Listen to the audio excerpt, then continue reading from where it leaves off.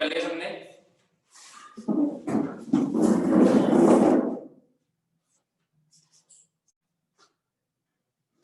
बोलो ना।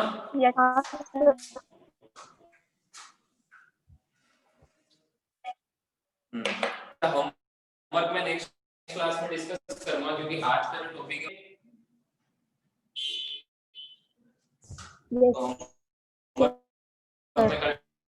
डिस्कस करूंगा कल नेक्स्ट क्लास कल करते हैं। अभी तो रिलेटिव मोशन इन 1D हो गया था ना, लास्ट क्लास में रिलेटिव मोशन इन 1D तक पढ़ा था। अब तो रिलेटिव मोशन इन 2D।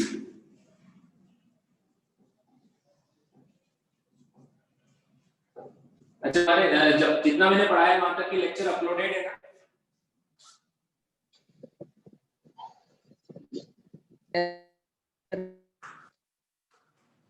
जितना मैंने पढ़ाया वहां तक के लेक्चर अपलोडेड है ना? यस तुम्हारे बेंच में? Yes sir. ओके ठीक है चलो। So relative motion in 2D। देखो अभी तक हम क्या पढ़ रहे थे, रिलेटिव मोशन इन 1D हम देख रहे थे। उसमें कैसे क्वेश्चन आ रहे थे, जैसे अगर मैं टॉप से देखो ये एक रोड है तो एक कार ऐसे जा रही है, मान लो ये A, ये B की स्पीड से जा रही है। दूसरी ये कार ऐसे जा रही है B, ये B की स्पीड से जा रही है। तो ये 1D में चल रहे हैं दोनों। Yes sir. तो हमने इस A के रिस्पेक्ट में B या B के रिस्पेक्ट में A कैसे निकालते हैं, हमने ऐसे क्वेश्चंस किए थे। ये इसको चेस कर रहा है, ये आगे वाला इतने से चल रहा है, पीछे वाला इतने से चल रहा है, समझ में आया? ये सब अभी तक क्या था, रिलेटिव मोशन इन 1D था। ठीक है, रिलेटिव मोशन इन 2D में कैसा होगा?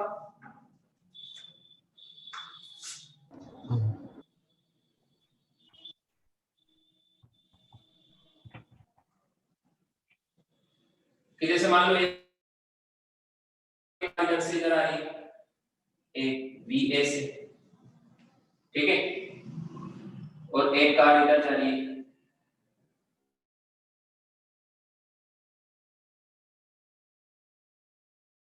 AB, यानी कि मुझे फाइंड VAB। तो फॉर्मूला तो ये होगा VAB is equal to VA minus VB, यही होगा ना फॉर्मूला? तो yes sir. Yes sir. Formula तो ये होगा। अब जैसे मैंने बोला VA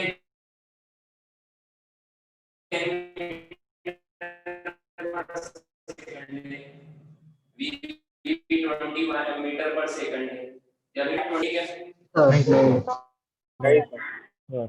हाँ, क्योंकि तुम्हें वेक्टर आता है। यहाँ पे देखो ये वेक्टर फॉर्म में रहता है formula, velocity of A minus velocity of B। तो वेलोसिटी ऑफ A जो है वो इस तरफ है, डायरेक्शन उसकी माइनस जे कैप, डायरेक्शन इधर है, I कैप। तो ऐसे डायरेक्ट मैग्नीट्यूड वाइज नहीं लिख सकते हम, आएगा वन डायमेंशन में तो लिख सकते थे क्योंकि एक ही डायरेक्शन होती थी। तो इसको कैसे लिखेंगे, ऐसे लिखेंगे, फिर इसको कैसे सॉल्व कर लेंगे,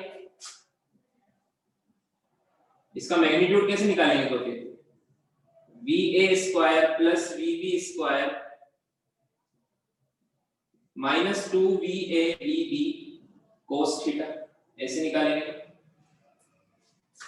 अब यहाँ पे VA VB की वैल्यू 20 पुट कर देंगे, समझ में आया? और थीटा की वैल्यू 90 पुट कर देंगे। Yes sir. आया क्या समझ में? अब तो सही लग रहा है, तो ऐसे करते हैं इसको, ये लिखो, फिर मैं आगे और बताऊंगा।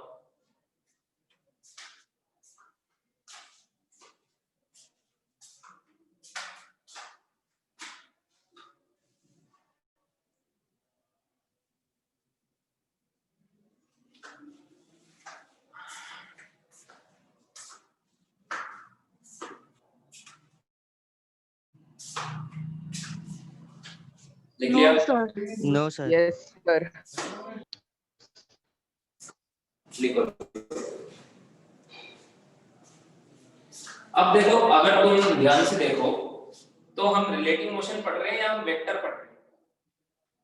वेक्टर जैसा है, वेक्टर वही ये फॉर्मूला वेक्टर का ही फॉर्मूला है ये। अगर तुम्हें वेक्टर नहीं आता तो मैं पढ़ा सकता हूं क्या? रेड ट्रायंगल लॉ पर अगर तुम्हें वेक्टर नहीं आता तो मैं पढ़ा सकता हूँ क्या? नहीं पढ़ा सकता ना? समझ में आया क्या? तो पूरा वेक्टर ही है, ये चैप्टर है पूरा वेक्टर है, और रिलेटिव मोशन इन 2D में तो वेक्टर के सारे कंसेप्ट लगेंगे। समझ में आया यहाँ तक? तो एक बार वेक्टर का थोड़ा रिवीजन करना जरूरी है, क्योंकि चैप्टर ही वेक्टर है। पूरा चैप्टर क्या है?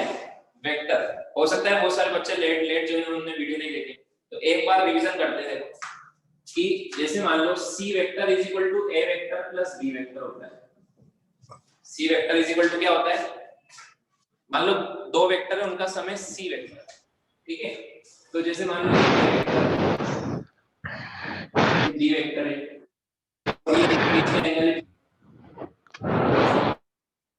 कल्पेश क्या कर रहे हो? ठीक है, सो इनका रिजल्टेंट ये पैरेललोग्राम बनाएंगे हम, तो ये आएगा सी वेक्टर, है ना? C vector is the sum of a plus b। इतना लेट भी तुम इतना लेट आते टाइम पे आया। C vector is equal to क्या हो जाएगा? a प्लस b वेक्टर, तो c का मैग्नीट्यूड क्या होगा? Under root a square plus b square plus 2ab cos theta. क्या है? ये वाला एंगल। और इस सेम वेक्टर की डायरेक्शन क्या होगी? वो ये वाला एंगल होता है अल्फा। ये तो मैग्नीट्यूड है, ये तो क्या है? मैग्नीट्यूड। और डायरेक्शन हम किससे बताएंगे? tan alpha. अल्फा से। अल्फा क्या? tan इनवर्स ऑफ क्या होता है? कंपोनेंट परपेंडिकुलर अपॉन बेस आता है ना, d sin theta upon a plus b cos theta.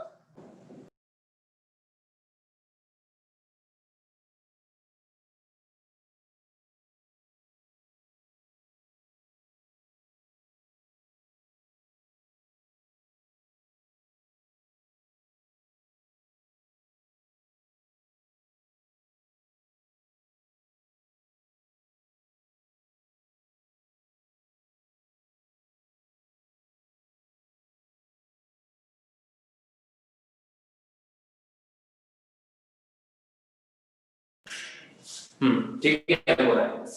सो एक तो यार इतनी बार तुम्हारा एडमिट करना पड़ता है, बीच बीच में पढ़ा दो, टाइम का है सर। ठीक है। सो हाँ सर मैंने स्टार्टिंग से ज्वाइन किया था सर, इलेक्ट्रिसिटी गई थी इसलिए कनेक्टिविटी में थोड़ा प्रॉब्लम था। Sorry sir.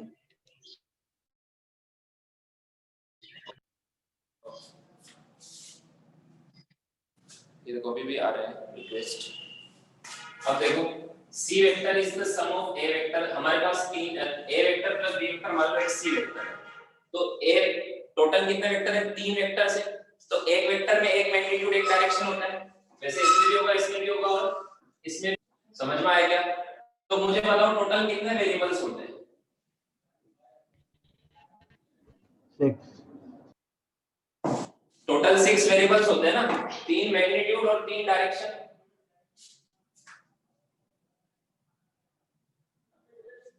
टोटल कितने वेरिएबल्स होते हैं? तीन वेक्टर के, तीन मैग्नीट्यूड और तीन डायरेक्शन। इनमें से हमें मिनिमम कितना, हमारे पास इक्वेशन कितनी? ये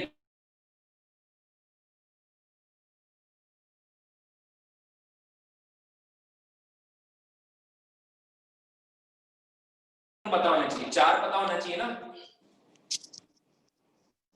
अरे बोलो ना, कितने हाँ वेरिएबल्स? सर, हाँ। 6 में से मिनिमम 4 वेरिएबल्स पता हो तभी तो बाकी दो निकाल पाओगे आप। वीडियो देखो ये ध्यान से नहीं पढ़ोगे तो आगे क्वेश्चंस नहीं कर पाओगे, ठीक है? वेक्टर में हमने पढ़ा है अभी तक, सिर्फ एक्स्ट्रा पढ़ा रहा हूं, ठीक है? जैसे c vector is equal to a vector plus b vector है, तो हर वेक्टर के पास क्या होता है? Vector is having magnitude as well as direction, तो हर वेक्टर का एक मैग्नीट्यूड एक डायरेक्शन होती है। तो हमने टोटल कितने वेरिएबल्स में? तीन वेक्टर है, 1 2 3 4 5 6, टोटल 6 में से कोई से भी चार पता हो तो हम बाकी दो निकाल सकते हैं। कोई से भी चार है, क्योंकि हमारे पास दो इक्वेशन है, तो 6 वेरिएबल में से चार पता होना चाहिए, तो remaining two variables can be calculated. अब देखो जनरली अभी तक हमने वेक्टर के जो क्वेश्चंस किए उनमें जो चार वेरिएबल्स जो तुम्हें पता होते थे, चार वेरिएबल्स वो कौन कौन से होते थे? ये चार, और ये दोनों हम निकाल लेते थे। मैग्नीट्यूड इस वाले फॉर्मूले से निकल जाएगा और डायरेक्शन इस वाले फॉर्मूले से निकल जाएगी। ऐसे होता था। Yes sir. Yes sir. ये चार वेक्टर आपको, ये दोनों वेक्टर का मैग्नीट्यूड और डायरेक्शन दोनों पता होते थे, बाकी थर्ड वेक्टर का मैग्नीट्यूड और डायरेक्शन हम निकाल लेते थे। ये सबसे इजी केस है जो हमें आता है। समझ में आया क्या? Yes sir. Yes sir.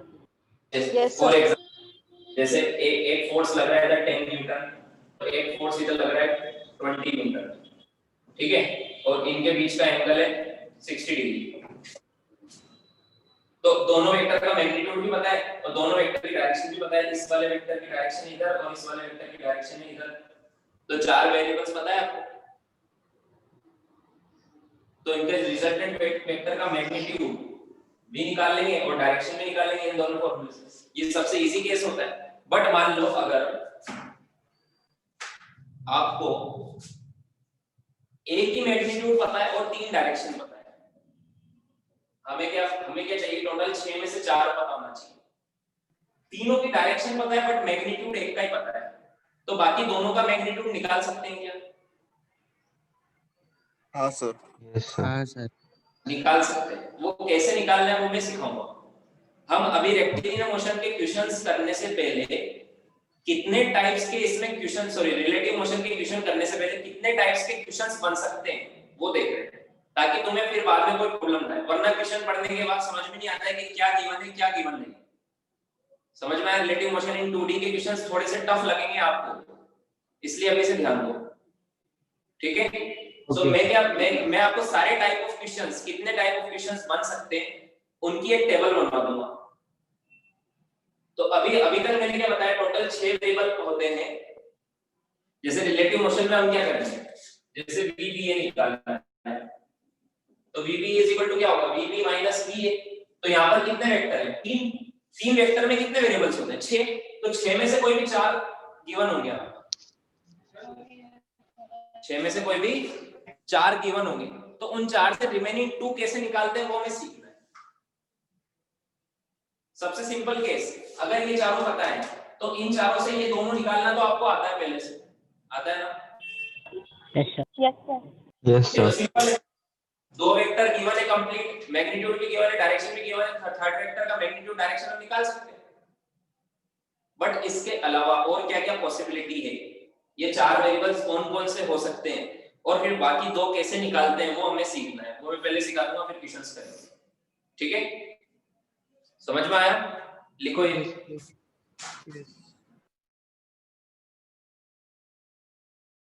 Done sir.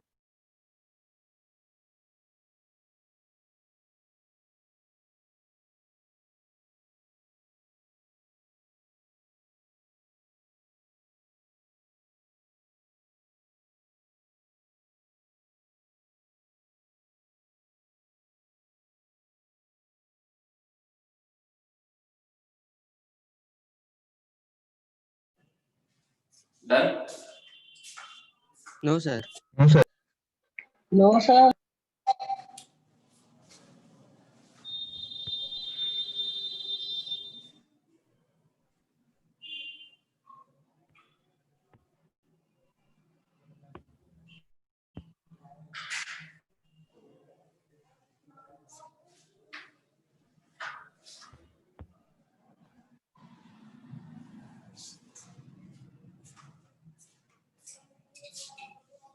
Done sir.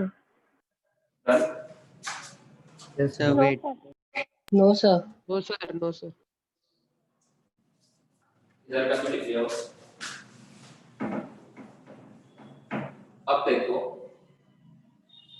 तो फिर से इसी की वेक्टर की बात करते हैं। C vector is equal to A vector plus B vector. आपके पास टोटल 3 वेक्टर होंगे। क्वेश्चन जब भी आएगा तो ऐसे टेबल बना,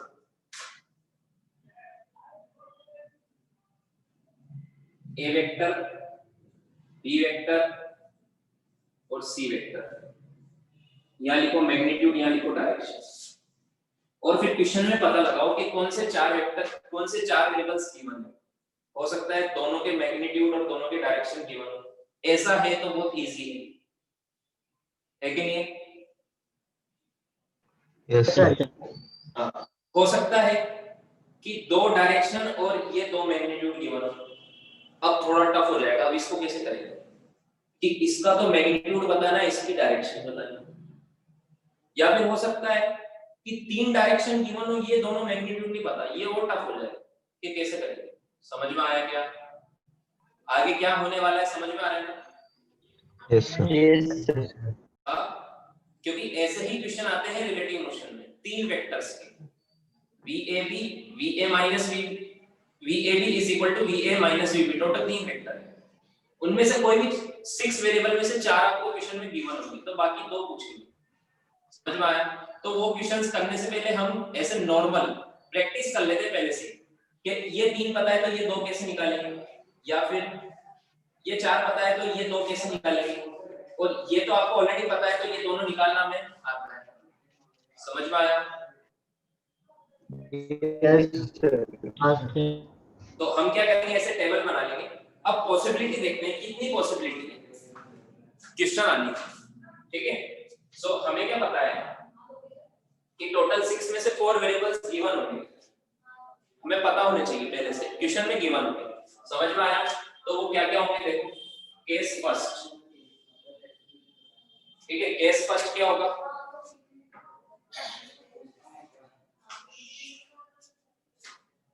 केस फर्स्ट क्या होगा? सबसे सिंपल वाला केस लिख रहा हूं मैं।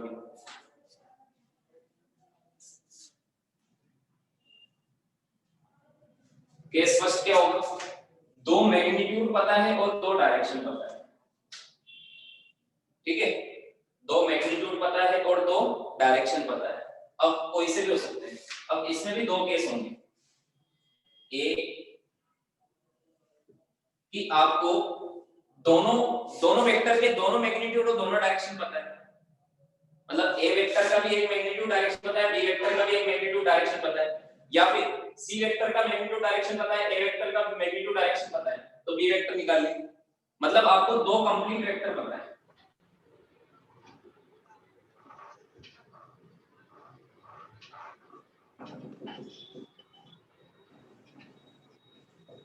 तो क्या थर्ड वेक्टर निकालना आता है? वो तो इजी, ये Yes, सबसे sir. easy, Sir, transpose. ये तो सबसे इजी केस है, ये हमें पहले से आता है।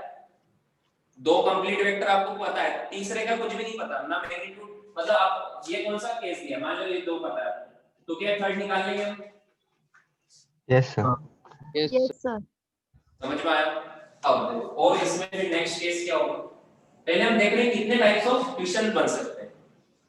अब जैसे मैंने बोला, एक का तो मैग्नीट्यूड पता है ना? दूसरा एक कंप्लीट वेक्टर है,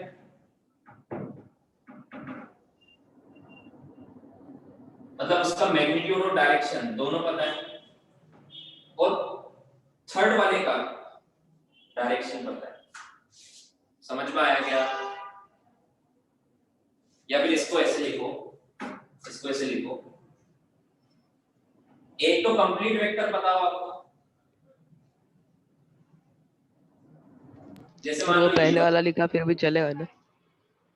जैसे ये वाला, एक तो कंप्लीट वेक्टर पता हो, दूसरे का मैग्नीट्यूड पता हो, और तीसरे की डायरेक्शन पता हो, ये ज्यादा अच्छा लगेगा।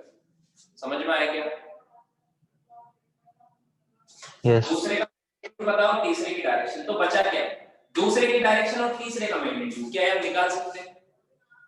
ये मैं बताऊंगा कैसे निकालना। समझ में आया? Yes, sir. Yes, sir. Yes, तो sir. केस फर्स्ट हो गया, मतलब जिसमें दो मैग्नीट्यूड और दो डायरेक्शन। देखो इसमें भी दो मैग्नीट्यूड दो डायरेक्शन है, इसमें भी दो मैग्नीट्यूड और इसमें एक मैग्नीट्यूड एक डायरेक्शन आ गया, plus one magnitude plus one direction. देखो 1 2 3 4, दो मैग्नीट्यूड और दो डायरेक्शन। समझ में आया? ये थोड़ा सा इससे टफ लगेगा, बट कैसे करेंगे मैं बताओ। अब केस 2 देखते हैं। सर हम लोग इसको लीनियर इक्वेशन जैसा ये कुछ बनेगा क्या? अभी देखते जाओ क्या बनेगा। ठीक है। अगर आपको एक मैग्नीट्यूड और 3 डायरेक्शन गिवन हो, ऐसा भी होगा, एक मैग्नीट्यूड और 3 डायरेक्शन, मतलब ये तीनों डायरेक्शन मिनिमम 4 तो पता होना चाहिए। अगर 3 पता है 3 नहीं पता तो नहीं सोल्व कर सकते, मिनिमम 4 पता। तो 3 डायरेक्शन और एक मैग्नीट्यूड पता है कोई सा, इसका इसका इसका, तो रिमेनिंग 2 हम निकाल सकते। समझ में आया क्या? तो इस वाले केस में क्या बोलूंगा मैं, इसको बोल दूंगा ए बी, इसको मैं बोल दूंगा सी। इसमें एक ही केस है कि एक तो कंप्लीट वेक्टर हो, देखो एक तो कंप्लीट है ना, yes sir. Yes, sir. One complete vector, दूसरे का डायरेक्शन और तीसरे का भी डायरेक्शन। समझ में आया? Yes, sir. अब केस 3,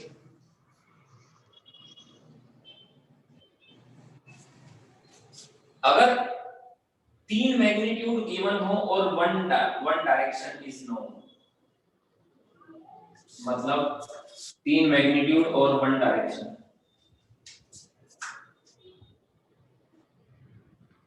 ये एक और पॉसिबिलिटी हो सकती है, बट ये नहीं होगी क्योंकि इसको हम सोल्व नहीं कर सकते। मिनिमम 2 डायरेक्शन तो पता ही होनी चाहिए। इसमें भी 2 डायरेक्शन है, इसमें 3 है, एक डायरेक्शन से हम सोल्व, अब दूसरा वेक्टर किधर है तो हम कैसे सोल्व करेंगे? Yes sir. हाँ, 3 में से 2 वेक्टर की डायरेक्शन, मिनिमम 2 डायरेक्शन तो पता ही होनी चाहिए आपको। सो ये सोल्व नहीं हो सकता। क्या लिखेंगे इसमें? मिनिमम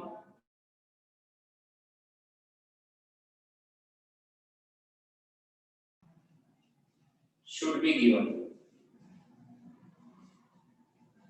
तो ये वाला केस नहीं है, तो ओनली कितने केस है अलग अलग, ए बी और सी। ए मतलब 2 कंप्लीट वेक्टर है ना, ए मतलब तीसरे दूसरे की डायरेक्शन और तीसरे की डायरेक्शन, टोटल 3 टाइप के क्वेश्चंस बनेंगे इसमें, जिसमें ये वाला इजी है। समझ में आया? Yes sir. बट एक बार पढ़ लेंगे तो सारे इजी हो जाएंगे, बट एक बार ध्यान लगाने की जरूरत है। लिखो इसको,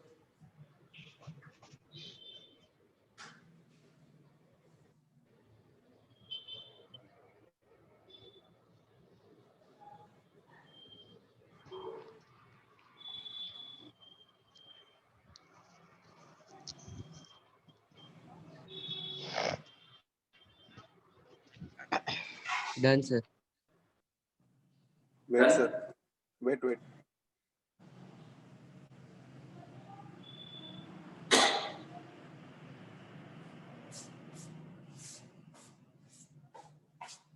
डन सर।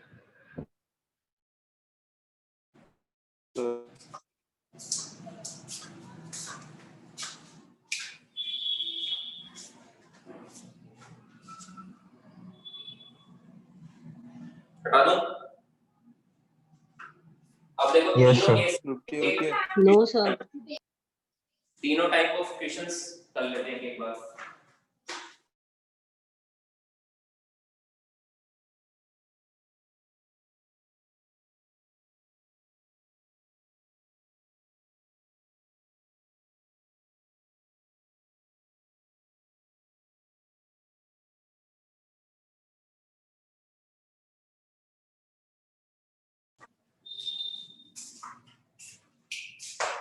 हटा दो। Yes, sir. तो यार देखो टोटल 3 वेक्टर्स होंगे रिलेटिव मोशन। सर नीचे वाला रहने दो।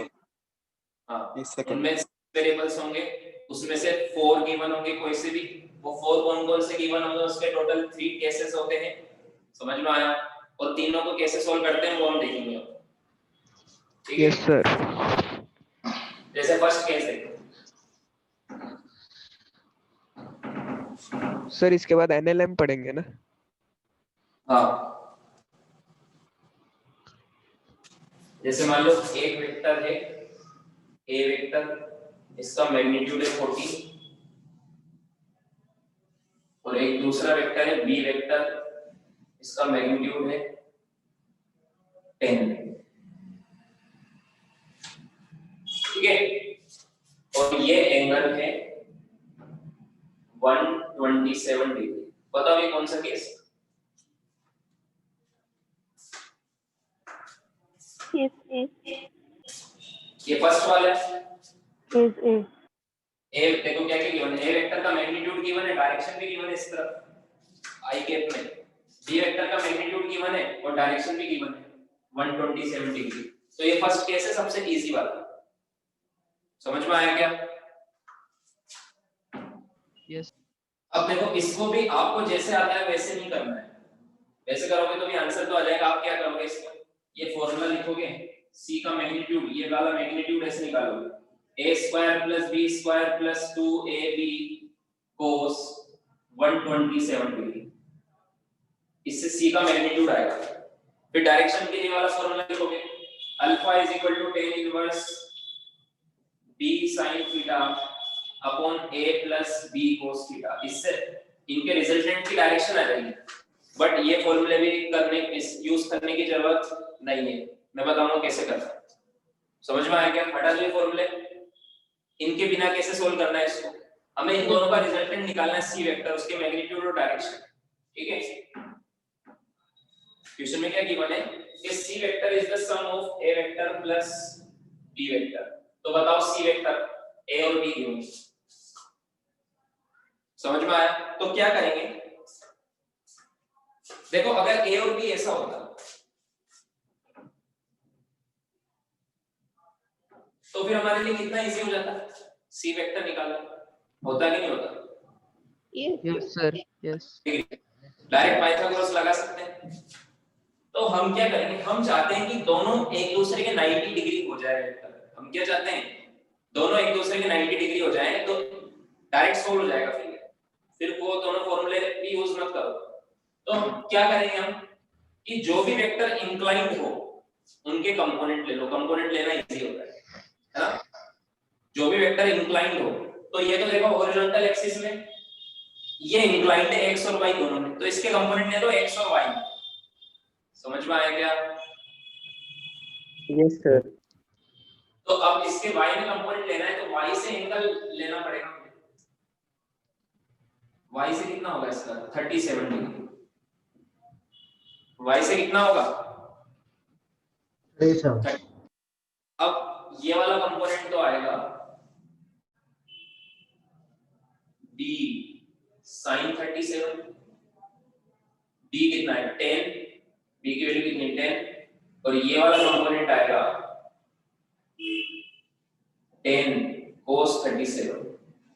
तो 10 sin 37 होता है 3/5, मतलब ये वाला 6 और ये वाला कंपोनेंट आएगा 8। समझ में आया क्या? यस। अब देखो, अब आपने इसके कंपोनेंट ले लिए, इसको स्प्लिट कर दिया, जरूरत नहीं है अब आपको। No, sir. या तो ये लो या फिर ये दोनों लो, दोनों एक ही चीज है, बट दोनों को एक साथ नहीं ले सकते। या तो आप इस वेक्टर से सोल्व करो या फिर इन दोनों से सोल्व करो। समझ में आया क्या? Yes sir. तो मैं बी वेक्टर को हटा के मैंने उसको दो पार्ट में डिवाइड कर दिया। एक तो ए वेक्टर, इसका मैग्नीट्यूड 14, और एक बी का ये कंपोनेंट आया 8 और ये कंपोनेंट आया 6। तो ये बी वेक्टर है दोनों। तो अभी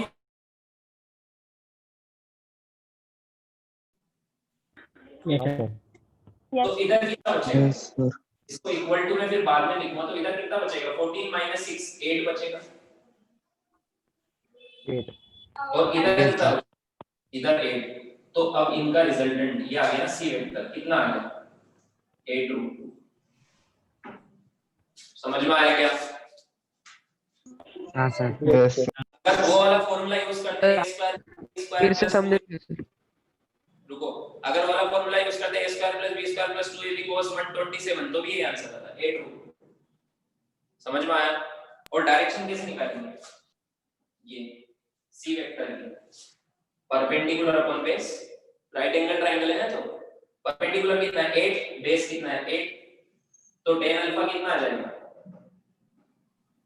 1, तो अल्फा कितना है 45 डिग्री 45. नहीं और मैग्नीट्यूड भी मिल गया, दोनों चीज मिल गई। ये केस फर्स्ट है सबसे इजी वाला, समझ में आया क्या? हाँ सर। Yes. तो क्या सर, करना है, हाँ एक सेकंड रिवाइज कर दो। दो मैग्नीट्यूड दो वेक्टर मतलब सेम के मतलब दो कंप्लीट वेक्टर, तो अगर कोई एक इंक्लाइंड है तो उसके कंपोनेंट लेके फिर उसको रिजॉल्व करके सोल्व कर लो, बस सिंपल। 90 डिग्री पे ले आओ उसको, मैंने इस बी वेक्टर को 90 डिग्री पे ले आया तो इसका ये वाला कंपोनेंट इसमें से माइनस हो जाएगा, तो क्या बचेगा?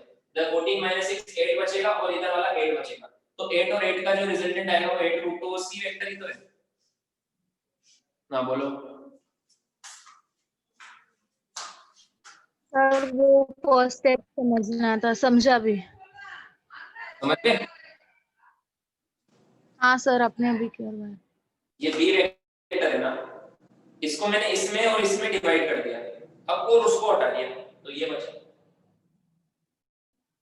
तो अब बी वेक्टर का ये वाला कंपोनेंट तो इसमें से डायरेक्ट माइनस हो जाएगा क्योंकि उधर है, तो 8 बचेगा और ये 8, तो 8√2 आंसर आ गया।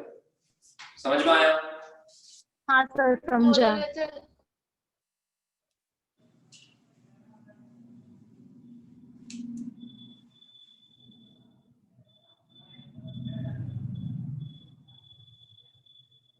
Done, sir. डन। अब देखो केस 2 देखेंगे। No sir.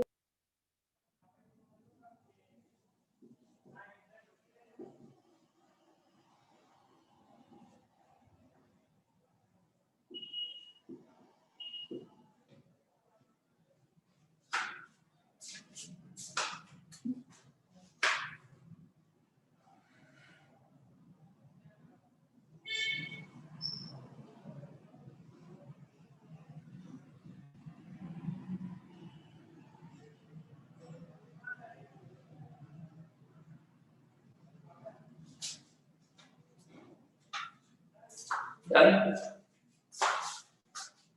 No sir. Yes, sir.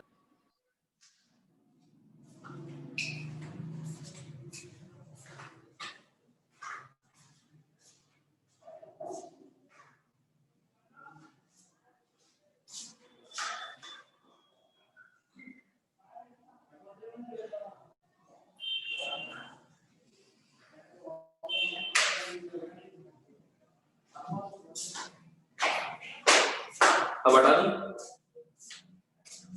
हाँ सर। Yes, sir. अब देखो नेक्स्ट क्वेश्चन, ये मैंने टेबल बना दी, ये टेबल आपको क्वेश्चन में देख के बनानी पड़ेगी। रिलेटिव मोशन का जो क्वेश्चन आएगा 3 वेक्टर होते हैं, उनमें से क्या-क्या गिवन है ऐसे टेबल बना देंगे तो इजी हो जाएगा, समझ में आ जाएगा कि करना क्या है। ठीक है, अब इसको कैसे सोल्व करते हैं मैं बताता हूं कि देखो एक वेक्टर तो कंप्लीट दिया है, दूसरे का मैग्नीट्यूड और तीसरे की डायरेक्शन। ये केस बी वाला है, ए बी सी 3 केस थे, बी वाला केस है। ठीक है,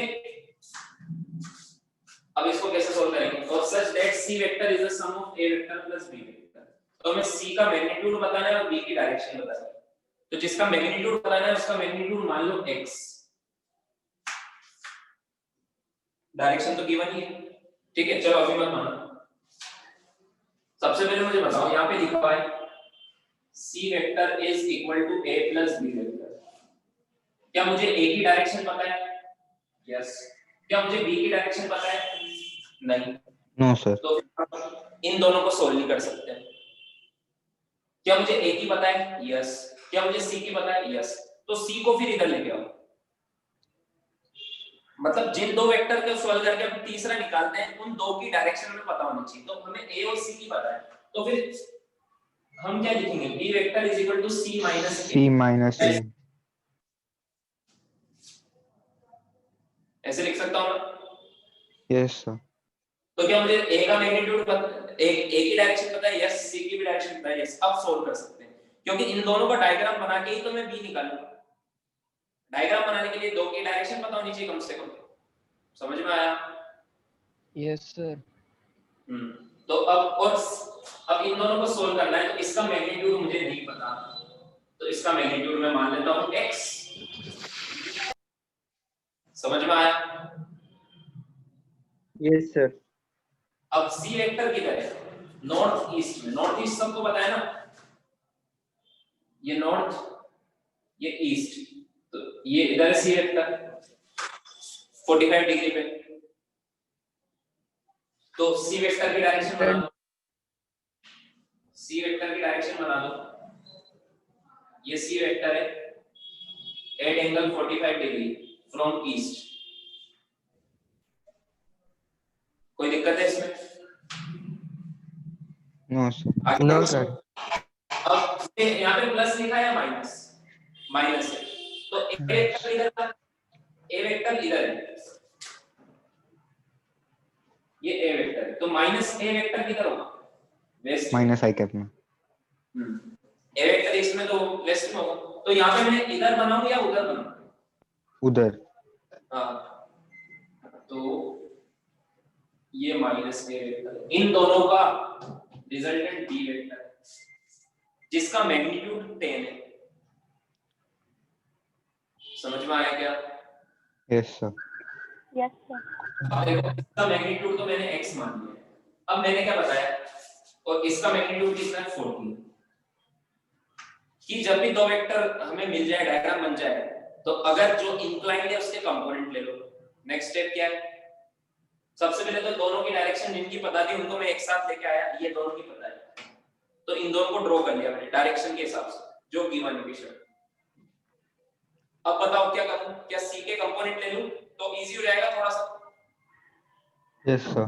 Yes, sir.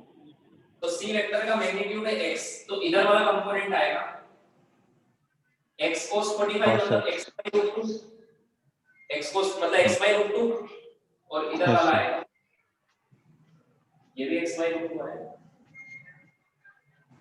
तो इसको हटा सकते हैं। Yes sir. समझ में आया? अब मैंने क्या माना, अभी मुझे x की वैल्यू नहीं पता, मुझे x की वैल्यू पता है क्या? नहीं, तो मुझे नहीं पता इधर बड़ा है या उधर बड़ा है, 14 बड़ा है या Yes, x sir. by root, तो मैंने क्या माना कि 14 बड़ा है x by root 2 से, मैंने मान के देखा है, फिर बाद में कंफर्म हो जाएगा कि बड़ा है या नहीं। समझ में आया? Okay sir. तो अगर 14 x by root 2 से बड़ा है तो रिजल्टेंट उधर आएगा ना, इन दोनों यस का। सर। मान लो इक्वल होगा, मान लो इक्वल होता तो रिजल्टेंट कैंसिल हो जाता, ऊपर आता, बट हमें ये भी नहीं पता इक्वल है क्या, हमें तो ये भी नहीं पता इक्वल नहीं है। पता। समझ में आया क्या? तो हमें तो क्या पता है कि 14 बड़ा मान लिया मैंने x by root 2 से, तो फाइनली रिजल्टेंट इधर कितना बचेगा? 14 माइनस x by root 2। समझ में आया? Yes, sir. Yes, sir. Yes मैं सर। 14 को बड़ा माना, अगर x by root 2 को बड़ा मानता तो इधर बनाता, ठीक है? Yes, sir. और ये कितना बचा? x by root 2। इसको हटा, इसको तो हटा दिया हमने, इसमें से क्या तो ये बचा और एक ये बचा। अब इनका जो रिजल्टेंट है, ये c वेक्टर था और ये a वेक्टर था, ये दोनों c के कंपोनेंट, इनका जो रिजल्टेंट है वो b ही तो आएगा, b वेक्टर। तो b Yes, sir. वेक्टर की डायरेक्शन नहीं पता लेकिन मैग्नीट्यूड पता है 10। b वेक्टर की डायरेक्शन नहीं पता लेकिन मैग्नीट्यूड तो पता है। पता है। तो ओके पाइथागोरस। ये एंगल 90 डिग्री Sir. पे दिया है। हाँ बोलो, सर एक बार वापस एक्सप्लेन कर सकते हो क्या? कहाँ से? सर वो जिधर आपने बोला ना माइनस ए लिया ना, उसके बाद से अपोजिट डायरेक्शन में लिया ना एक, उसके बाद से ये कंपोनेंट ले लिया, वो समझ में आ गया? सर सिर्फ ए तक ही देखा, उसके बाद मेरा नेट नहीं था। देखो मैंने सी वेक्टर बना दिया और ए वेक्टर बना दिया डायरेक्शन के हिसाब से। सी वेक्टर नॉर्थ ईस्ट में और माइनस ए वेक्टर ईस्ट में, तो माइनस ए वेक्टर वेस्ट में। ठीक है? Yes sir. अब नेक्स्ट स्टेप क्या होती है, जो भी इंक्लाइन वेक्टर है उसके कंपोनेंट लो। तो सी वेक्टर इंक्लाइंड है तो इसके कंपोनेंट ले लो। देखो इस तरह के क्वेश्चन में मैं तुम्हें क्यों पढ़ा रहा हूं, क्या तुम्हें वेक्टर नहीं आता है क्या? बट इस तरह के क्वेश्चन में जो तुम्हें वेक्टर के फॉर्मूले बताए हैं, c = √a² + b² + 2, वो लगेंगे क्या इस क्वेश्चन में? वो लग सकता है क्या? नहीं। नहीं लग सकता सर। इसलिए हम पहले से ही पहले से हम तैयारी कर रहे हैं ताकि क्वेश्चन आए तो हम फिर डायरेक्ट कर लें उसको। समझ में आया क्या? ये रिलेटिव मोशन का क्वेश्चन नहीं है, वेक्टर का क्वेश्चन है। ठीक है, सो जो इन तो मैं स्टेप्स बता रहा हूं आपको, प्रैक्टिस के साथ साथ आपको समझ में आएगा कि जो इंक्लाइन वेक्टर है उसके कंपोनेंट ले लो। इससे क्या होता है कि 90 डिग्री पे आ जाते हैं सारे वेक्टर्स। समझ में आया? सो ये कितना होगा x cos 45 मतलब x by √2। ये कितना होगा x sin 45 मतलब ये भी क्या है x by √2। समझ में आया? Yes sir. अब मैंने ये माना कि 14 x by √2 से बड़ा है। आप कुछ भी मान सकते हो, फाइनल लास्ट में आपको पता लग जाएगा बड़ा है या नहीं। तो 14 x by √2 से बड़ा है तो 14 में से x by √2 गया तो कितना बचा? 14 माइनस x by √2 उस तरफ, क्योंकि उधर बड़ा है। Yes sir. समझ में आया? और ऊपर इधर तो एक ही वेक्टर है बस, x by √2 तो x by √2, तो रिजल्टेंट इन दोनों के बीच में इधर आएगा। समझ में आया? Yes sir, thank you sir. Resultant कौन है? B vector. अगर x by √2 बड़ा होता तो ये इधर आता x by √2 minus 14, तो रिजल्टेंट इधर इन दोनों के बीच में इधर आता। समझ में आया? Yes sir. अब हमें मैग्नीट्यूड पता है 10, तो देखो राइट एंगल बन गया है। तो यहाँ पे क्या लिख सकते हैं? ये हाइपोटेन्यूस है, ये परपेंडिकुलर है बेस है, तो क्या लिख सकते हैं? 10 का square is equal to x by √2 का whole square plus 14 minus x by √2 का होल स्क्वायर। ऐसे लिख सकता हूँ क्या? Yes sir. यस x आएगा कि नहीं आएगा इसको सोल्व करने से? आ जाएगा। तो c का मैग्नीट्यूड आ जाएगा, और अगर x आ गया तो हमें ये और ये पता लग जाएगा, तो ये एंगल भी पता लग जाएगा। अब देखो x वैसे तो तुम सोल्व कर लोगे तो आ जाएगा, इसको होल स्क्वायर ओपन कर लो, x की वैल्यू आ जाएगी। बट मैं डायरेक्ट यहां करके बता रहा हूं विदाउट ऐसे कि देखो, तो कभी-कभी ऐसे कांसेप्ट लगाने चाहिए कि ये 10 है तो ये 6 या ये 8 या फिर ये 8 ये 6 होना चाहिए, तभी वो 10 आएगा। Yes sir. समझ में आया क्या? Yes sir. हाँ, तो अब देखो अगर ये 6 है, अगर ये 6 है तो x की वैल्यू क्या होनी चाहिए? क्या आवाज आ रही है? अगर हाँ ये सर। 6 है तो x की वैल्यू क्या होनी चाहिए? 6 √2। Yes sir. तो x की वैल्यू एक बार 6 √2 इसमें पुट करके देखो, तो 10 का स्क्वायर इज इक्वल टू, या √2 से √2 कैंसिल हो जाएगा, 6 का स्क्वायर प्लस 14 माइनस 6 √2, √2 से √2 कैंसिल, तो यहां भी 8 का स्क्वायर। देखो इक्वेशन सेटिस्फाई होगी। कोई कि यस नहीं? सर। हाँ, और इसका मतलब सब सही आंसर आ रहा है, मतलब हमने सही माना 14 x by √2 से बड़ा है। x by √2 की वैल्यू कितनी? 6, तो 14 6 से तो बड़ा ही है ना। Yes sir. समझ में आया? एक और आंसर इसका हो सकता है, इसके दो आंसर हो सकते हैं, x by √2 6 भी हो सकता है और 8 भी हो सकता है। इसके दो आंसर है। समझ में आया क्या?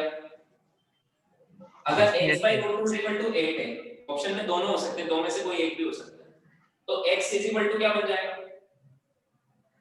8 √2। यस अरे ये स्क्वायर के फॉर्म में है ना, ये क्वाड्रेटिक Yes, sir. इक्वेशन है, तो x के हाँ दो मैं वही रूट बोलने वाला था। x के कितने आंसर निकलेंगे? 2। समझ में आया? सर। Yes sir. तो अगर यहाँ 8 पुट करो तो क्या बनेगा? फिर से 10 का स्क्वायर इज इक्वल टू, या √2 से √2 कैंसिल, 8 स्क्वायर प्लस या 14 माइनस 8 6 स्क्वायर। तो अब भी तो सेटिस्फाई हो रही है, ये भी सही आंसर है और ये भी सही आंसर है। समझ में आया? Yes sir.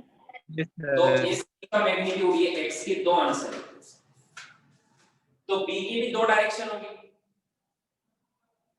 डिपेंड करता है x कितना है। समझ में आया?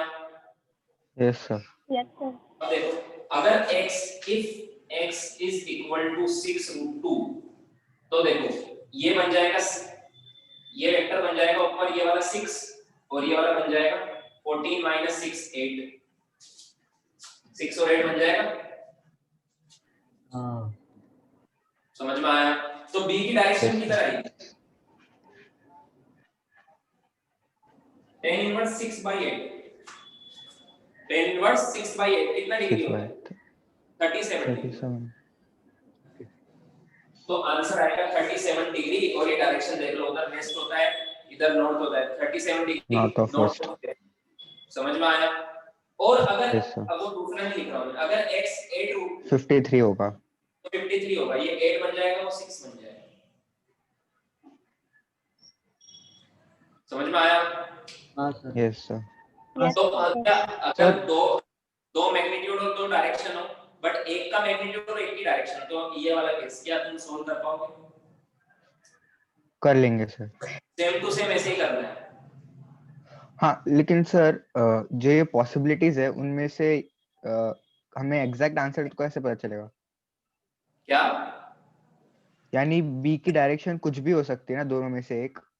कुछ भी हो सकती है, दो डायरेक्शन हो सकती है, क्योंकि इसके दो रूट निकलेंगे, तो उस पे डिपेंड है वो। समझ में आया? एक 37 डिग्री पर होगी, अगर x की वैल्यू होगी 6√2, अगर c का मैग्नीट्यूड है 6√2, तो आंसर आएगा 37 डिग्री पे, और अगर है 8√2 तो आंसर आएगा 53 डिग्री। समझ में आया? ओके. Yes sir. देखिए,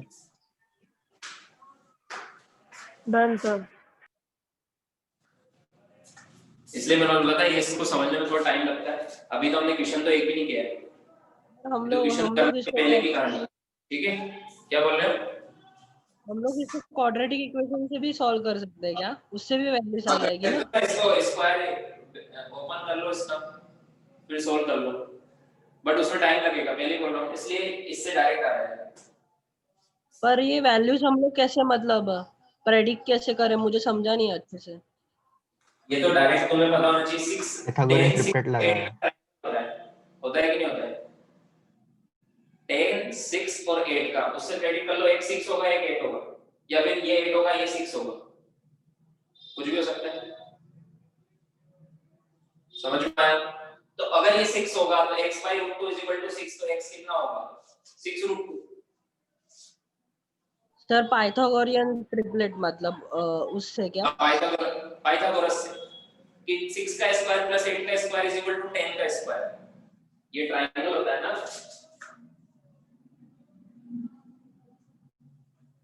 ये 10 है तो ये 6 होगा ये 8 होगा, या फिर ये 8 होगा ये 6 होगा, पाइथागोरस से। Hello sir. हाँ बोलो। सर अगर x/√2 बड़ा होता तो आंसर चेंज होता क्या? आप लिख रहा था ना रिजल्ट में, बट वो बड़ा उसी केस में होता है अगर ये 14 की वैल्यू 6 या 8 से कम होगी।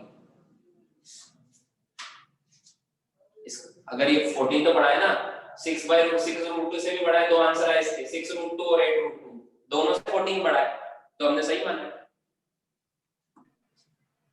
लेकिन सर अगर ऐसा केस आएगा तो हमें पता कैसे चलेगा कि हमारा assumption wrong है? तो मान के देख लो ना, मुझे भी नहीं पता था, मान के देख लो कि इधर मान के देखते गलत आंसर आता, फिर उधर मान। ओके. समझ में आया?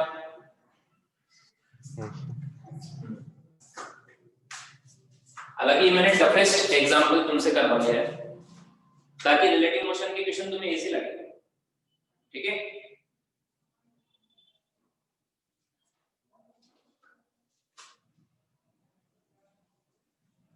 देखो ये वही क्वेश्चन है। इससे पहले मैंने क्या किया, ये चारों गिवन थे, 14 गिवन था, 10 गिवन था, ये इस डायरेक्शन गिवन थी और इसकी कुछ डायरेक्शन दी थी मैंने, 127 डिग्री, मतलब 37 डिग्री। अब मैंने वो हटा के इसकी डायरेक्शन दे दी। समझ में आया क्या?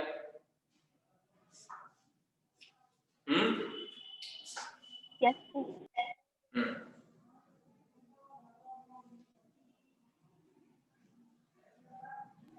Done sir. अब देखो इसमें मैं थोड़ा चेंज करता हूं।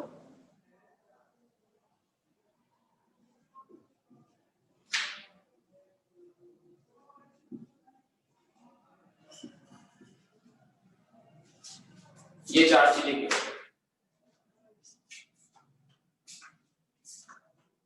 तो हमें क्वेश्चन वही, हमें पता है आंसर इसका 10 आएगा, इसका 14 आएगा, बट आएगा कैसे वो निकालना है। समझ में आया क्या? यस एक 14 आएगा, एक 10 आएगा, बट वो आएगा कैसे? ये केस है अगर आपको सी वाला 3 डायरेक्शन पता है और एक मैग्नीट्यूड पता है, तो कैसे निकालेंगे? वो simple formula √a² + b² + 2ab, उससे नहीं होगा। ठीक है,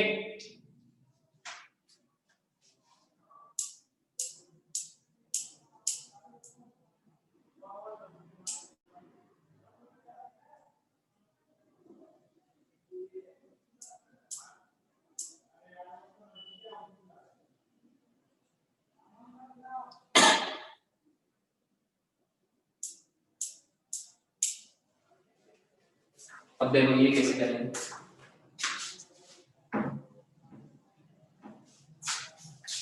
हटा दो ना।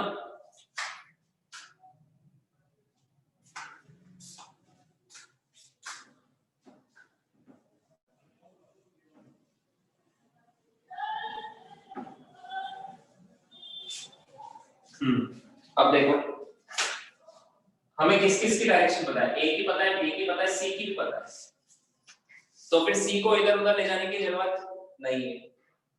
अगर तीनों की पता है तो फिर प्लस वाला चाहो तो आप उधर ले जाके भी सोल्व कर सकते हो, बट प्लस वाला ज्यादा बेटर होता है ना माइनस से। प्लस वाला सोल्व करना। हाँ हाँ सर। ध्यान से पढ़ रहे हो तो ही समझ में आएगा मैं क्या बोल रहा हूँ, वरना सोचोगे प्लस वाला क्या माइनस वाला क्या। समझ में आया क्या? ये बीच में प्लस है तो सोल्व करना इजी है ना, और दोनों की डायरेक्शन भी पता है। तो यहाँ पे इस साइड इक्वल टू के दो वेक्टर जो होते हैं दोनों की डायरेक्शन पता होना चाहिए, तो आपको ए बी सी तीनों की पता है, तो फिर प्लस वाले से ही कर लो। समझ में आया क्या? Yes sir. Yes sir. तो हाँ, तो ए वेक्टर और बी वेक्टर को ऐड करेंगे तो सी आएगा। तो ए और बी की डायरेक्शन बनाओ, फिर डायरेक्शन, फिर उसके डायग्राम से सोल्व करेंगे। तो ए वेक्टर है ईस्ट, कितना है मान लेते हैं x है, मैग्नीट्यूड नहीं पता इसका y मान लेते हैं x, ये a वेक्टर। b वेक्टर है 37 डिग्री वेस्ट ऑफ नॉर्थ, ये नॉर्थ, इससे 37 डिग्री, ये b वेक्टर, इसका मैग्नीट्यूड मैंने मान लिया y। तो इनका जो रिजल्टेंट आएगा वो आएगा c वेक्टर, और वो कितना आएगा 8√2, और किधर आएगा नॉर्थ ईस्ट। समझ में आया क्या? Yes sir. Yes sir.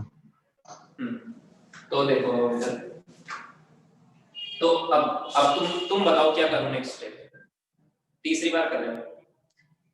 B के कंपोनेंट। y के कंपोनेंट्स लो। इंक्लाइंड वाले वेक्टर के कंपोनेंट ले लो।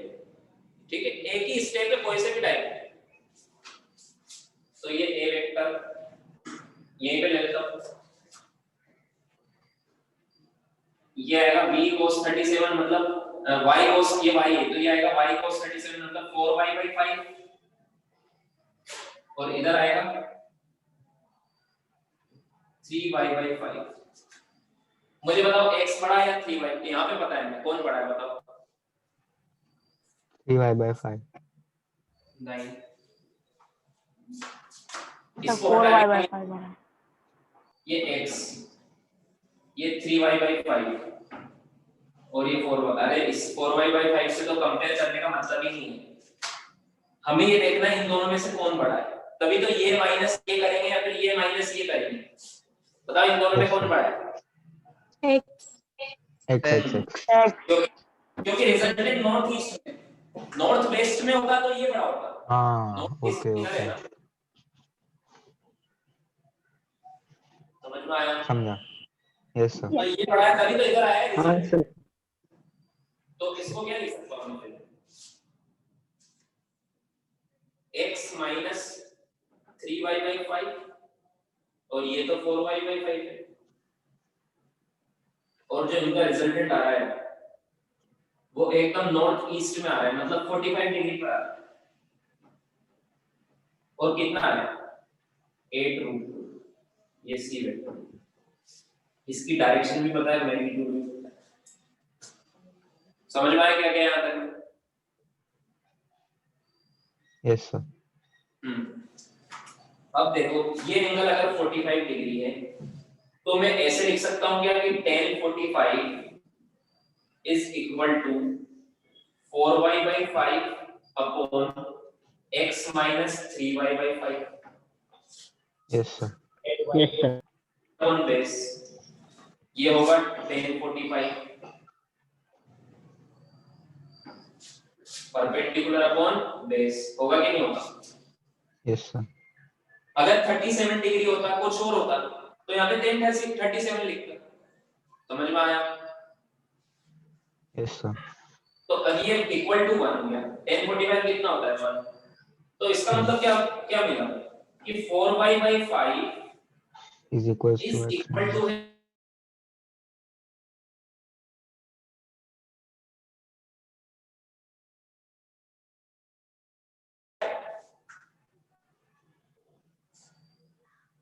Yes sir. समझ में आया क्या? यस। Yes sir. अब तो नहीं लग रहा है? No sir. अब देखो इधर, अब देखो अगर ये दोनों इक्वल है तो इसका मतलब ये 8 होना चाहिए और ये भी 8 होना चाहिए, तभी तो ये रिजल्टेंट 8 रूट तो आएगा। हाँ सर। तो क्या Yes, sir. लिखूंगा मैं? 4y by 5 is equal to 8, 8 तो y is equal to आ जाएगा 4, 8 से 2 times y is equal to आगे 10 आएगी नहीं आएगी? ये Yes, y sir. की वैल्यू आगे 10, ठीक है? और ये भी 8 है तो क्या लिखूंगा? x minus 3y by 5 is equal to 8,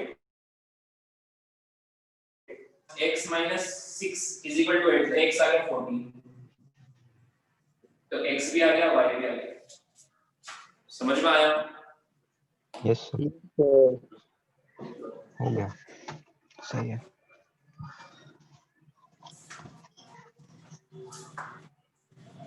sir हाँ बोलो। हमने हमने पिछले क्वेश्चन में नॉर्थ ईस्ट लिया था, सी का ये डायरेक्शन, तो उसके हिसाब से तो वो उसका मैग्नीट्यूड बड़ा हो जाएगा ना? हाँ इसका इधर वाले, क्योंकि रिजल्टेंट इधर आ रहा है। हाँ तो हमने 14 का मैग्नीट्यूड बढ़ा लिया था x/√2 से पिछले क्वेश्चन में। पिछले वाले क्वेश्चन में हाँ हाँ पढ़ा लिया। हाँ तो फिर मुझे समझा नहीं, मतलब तभी तो उसका आंसर आ गया डायरेक्शन नहीं पता था ना, सी का। क्वेश्चन पता था तभी। सी का नहीं पता था और ये x/√2 था शायद। हाँ और इनका रिजल्टेंट था 10, तो ये आएगा 6 और ये आएगा 8, तो आंसर सही माना ना हमने। अब ये 6 तभी आएगा ना जब 14 इससे बड़ा हो x/√2 से। हाँ सर। समझ में आया क्या? नहीं सर। हाँ नो सर। अभी हाँ बोला ना तुमने, मैंने बोला 14 minus x/√2 is equal to 6 होना चाहिए। अब मैं इसको ऐसे लिख दूं x/√2 minus 14 is equal to 6, तो x की वैल्यू कितनी आ जाएगी? 20√2, तो फिर तो गलत हो जाएगा ना इधर। हाँ सर। समझ में आया? ये 10 मैग्नीट्यूड है तो ये 6 कब होगा? जब 14 इससे बड़ा होगा, तभी तो 14 में से माइनस करेंगे तो 6 होगा। एक बार और वीडियो देखना फिर से। सर हाँ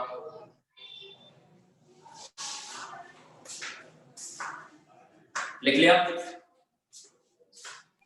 यस सर। No sir. अभी ये तो हमने क्वेश्चन तो किए ही नहीं, अभी क्वेश्चन करेंगे तो फिर से प्रैक्टिस होगी। मैं क्वेश्चन कराऊंगा ना तो फिर से प्रैक्टिस हो जाएगी, एक बार और कराऊंगा ऐसा क्वेश्चन। ये क्वेश्चन थोड़ा आएंगे एग्जाम में, क्वेश्चन तो अब जो करेंगे वो आएंगे, बट वो करने से पहले हमें नॉलेज होनी चाहिए, तभी कर पाएंगे। अगर आपको डायरेक्ट पढ़ाता तो क्वेश्चन तो मैं करवा देता, बट आप खुद से नहीं कर पाते। समझ में आया? तो खुद से करना आना चाहिए ना, क्लास में तो मैं करवा दूंगा तुमसे, बट तुम्हें बाद में खुद से भी आना चाहिए, तो उसके लिए प्रैक्टिस जरूरी है।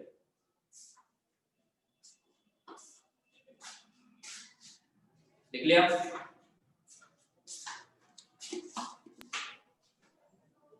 No. No sir.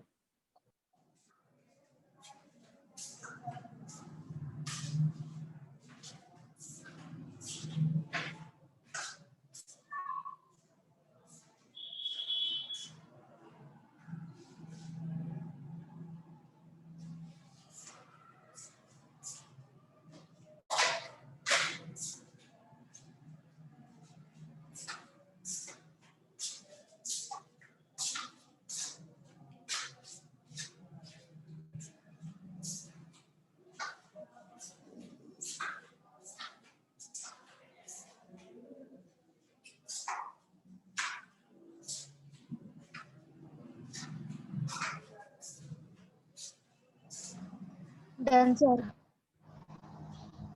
डन. चलो अब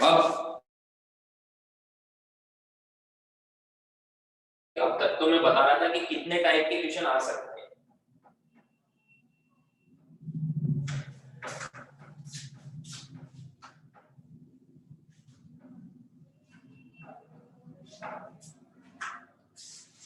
सो देखो, सबसे पहले सबसे इजी क्वेश्चन से शुरू करते हैं. मतलब दो मैग्नीट्यूड दो डायरेक्शन. ठीक है, जैसे मान लो ये ए एक ऑब्जेक्ट है, ये इधर 10 मीटर पर सेकंड से जा रहा है, इसकी डायरेक्शन इधर है. ये बी है, ये 10 मीटर पर सेकंड से इधर जा रहा है, इसके परपेंडिकुलर. मान लो इसमें जा रहा है, ये नॉर्थ में जा रहा है. हमसे पूछा फाइंड बी. बताओ, सिंपल है और कोई भी वेक्टर इंक्लाइन भी नहीं है, डायरेक्ट आएगा आंसर.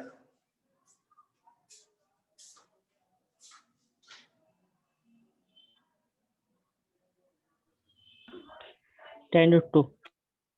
10√2 बट डायरेक्शन भी बताओ. मैग्नीट्यूड बता दिया, total 6 variable 45 degree. South east. 45 degree.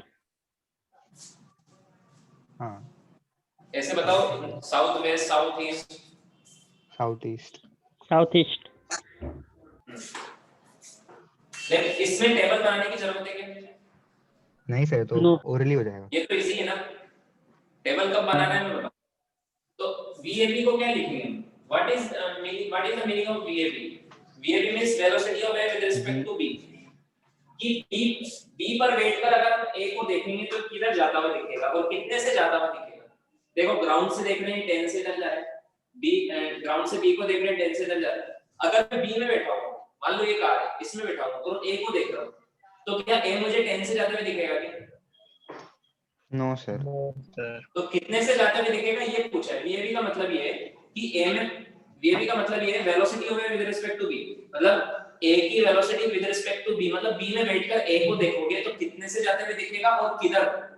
तो बताओ, ये रिलेटिव मोशन इन 1D है 2D है? 2D. 2D. डायरेक्शन अलग अलग है दोनों. हाँ, तो क्या लिखेंगे इसको? VA minus V.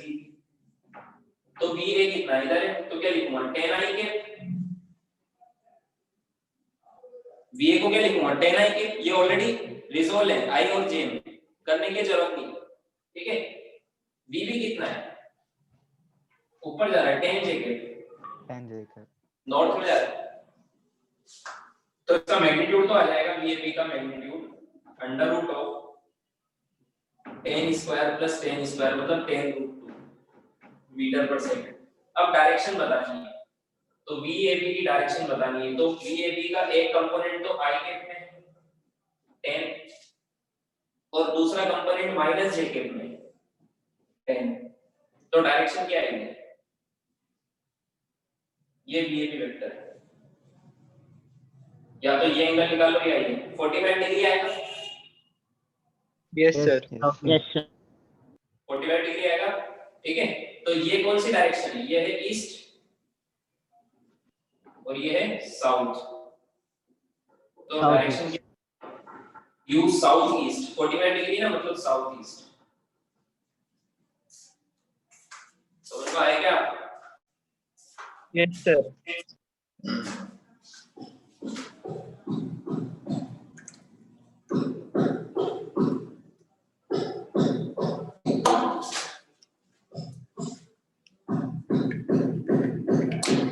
लिख लिया? Yes, sir. नेक्स्ट क्वेश्चन लिखो। नहीं लिखो।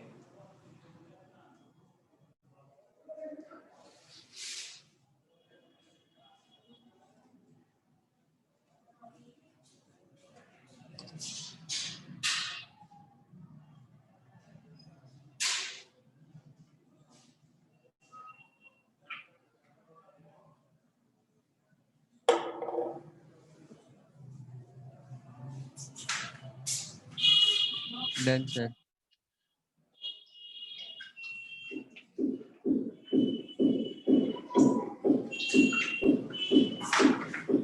तो नेक्स्ट क्वेश्चन लिखो। एक कार, जैसे लिखो कार ए, एक कार का नाम है A. Car A is moving with 7 meter per second. कितने से चल रही है? 7 मीटर पर सेकंड से। Car A is moving with 7 meter per second in north direction. Direction भी गिवन है, in north direction. Another car B, एक और दूसरी कार है। Another car B is moving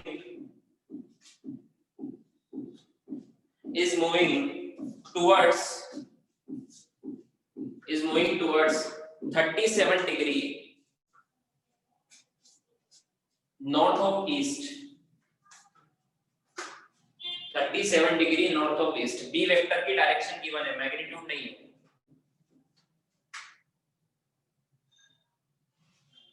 sir last line repeat करो ना। Another car B moving towards 37 degree north of east। लिखने आता? हाँ सर। अब for driver B,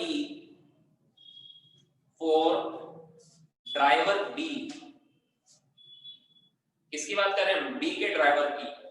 car A appears north west।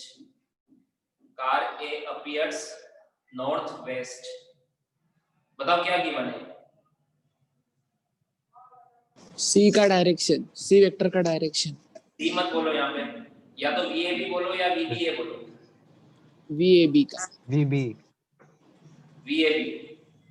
Car VBA B sir. देख रही है ए को, बी का ड्राइवर देख रहा है ए को, तो उसको नोट दो, ये VAB की डायरेक्शन है। Velocity of with respect to B की डायरेक्शन है। तो आपको क्या क्या बताना है? जो जो नहीं गिवन है वो बताना है। बताओ क्या क्या नहीं गिवन है? Find out the speed of car B. B की स्पीड नहीं गिवन है, समझ में आया?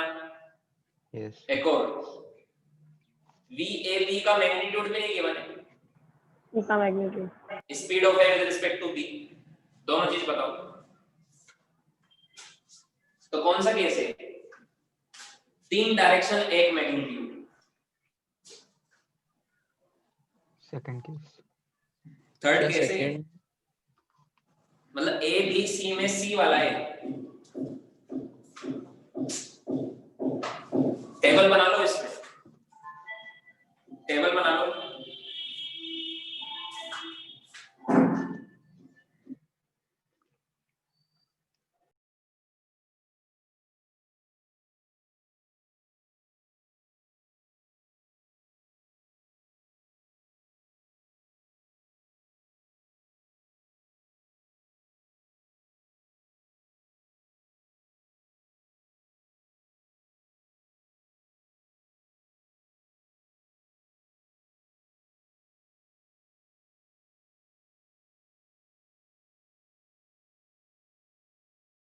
कर रहे हो ना?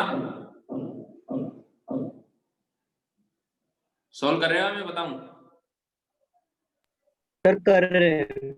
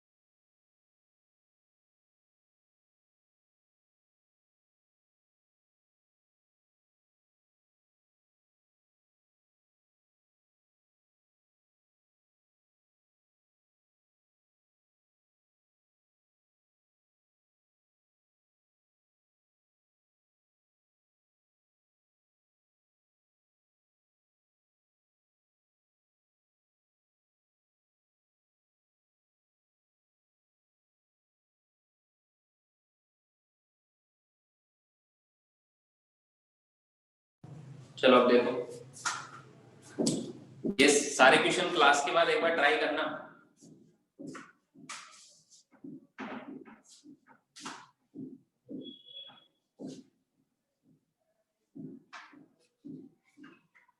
टेबल बना लो,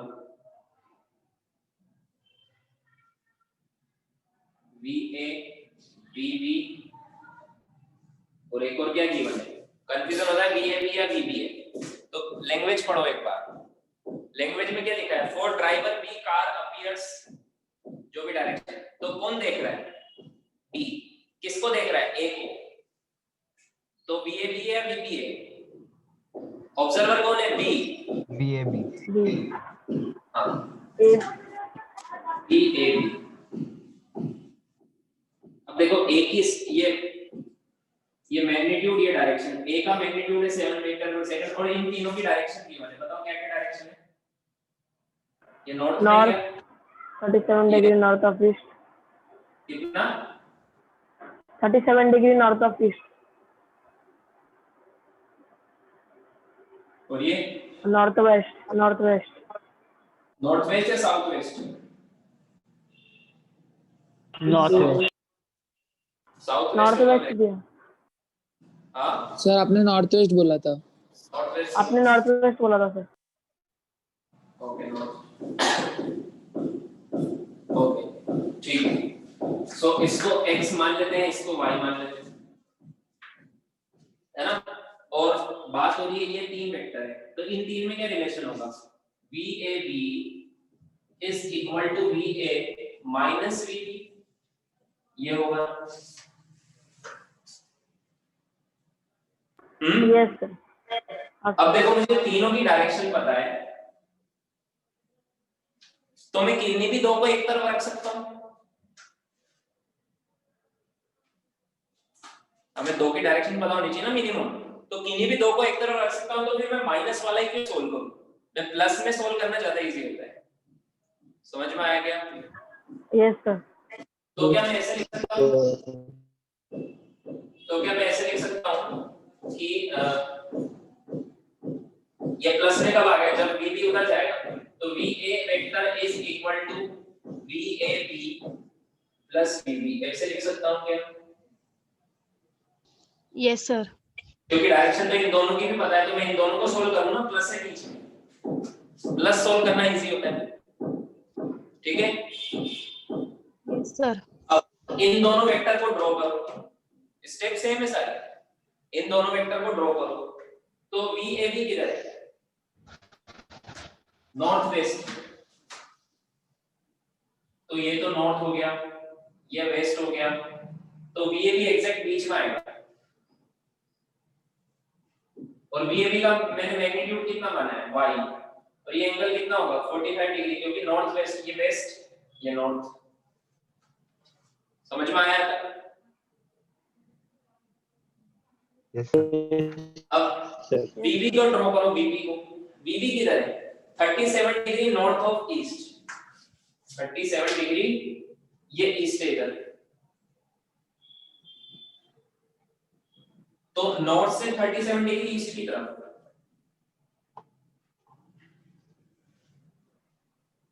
ये VB वेक्टर का मैग्नीट्यूड मैंने लिया है x,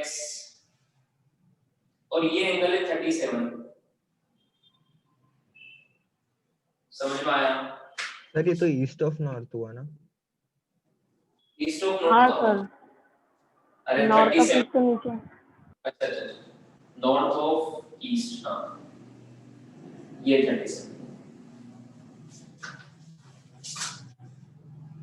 37 जैसा लग नहीं रहा है, ये 37 डिग्री, ये VB, ये x, समझ में आया? ये 45 37। अब इन दोनों का रिजल्टेंट है VA, उसका मैग्नीट्यूड कितना आएगा 7, और डायरेक्शन आएगी नॉर्थ में। इन दोनों का रिजल्टेंट नॉर्थ में आ रहा है, इन दोनों वेक्टर का रिजल्टेंट नॉर्थ में आ रहा है। इसका मतलब क्या है, ये VA जो है ये नॉर्थ में आ रहा है, ठीक है। इसका मतलब क्या है कि इसका ये वाला कंपोनेंट और इसका ये वाला कंपोनेंट दोनों इक्वल होंगे, यस सर। हाँ सर। तो कैंसिल करेंगे। समझ में आया? Yes yes sir. Yes sir. तो इन ये तो अब इस बार अभी तक क्या होता था, एक वेक्टर परपेंडिकुलर होता था, एक इंक्लाइंड होता था, एक नहीं होता था, तो एक के लेते थे, इस बार दोनों के लेते कंपोनेंट। समझ में आया?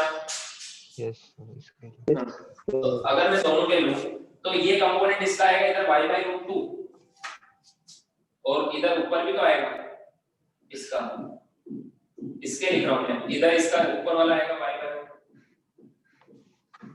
समझ में आया? Yes sir. x का इधर आएगा cos 37 मतलब 4x/5 cos 37 is 4 और इधर आएगा 3x/5। तो इधर वाले के दोनों के इधर वाले कंपोनेंट तो ऐड हो जाएंगे ना। Yes sir. और ये दोनों कैंसिल हो जाएंगे, मतलब क्या मतलब है y/√2 is equal to 4x/5 होगा। तो यहां से y की वैल्यू लिख लो एक बार, y होगा 4√2/5 into x। ये y और x का रिलेशन आ गया। अब मुझे बताओ ये दोनों तो ऐड हो जाएंगे, कौन से दोनों, y/√2 plus 3x/5, क्या ये इक्वल टू 7 होंगे? Yes sir.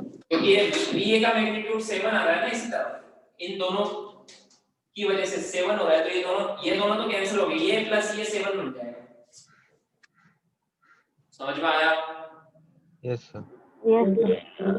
तो y/√2 4x/5 है, तो y/√2 की जगह लिख दो 4x/5 plus 3x/5 is equal to 7। तो ये बन जाएगा 7x/5 is equal to 7। 7 से 7 कैंसिल, तो x की वैल्यू आ गई 5 और y की वैल्यू आ जाएगी 5 से 5 कैंसिल हो जाएगा तो 4 y की वैल्यू आ गई। तो दोनों के मैग्नीट्यूड आ गए, ये 5 है, स्पीड ऑफ b है 5 metre per second, speed of a with respect to b है 4√2 मीटर पर सेकंड। समझ में आया? Yes sir. लिख लो।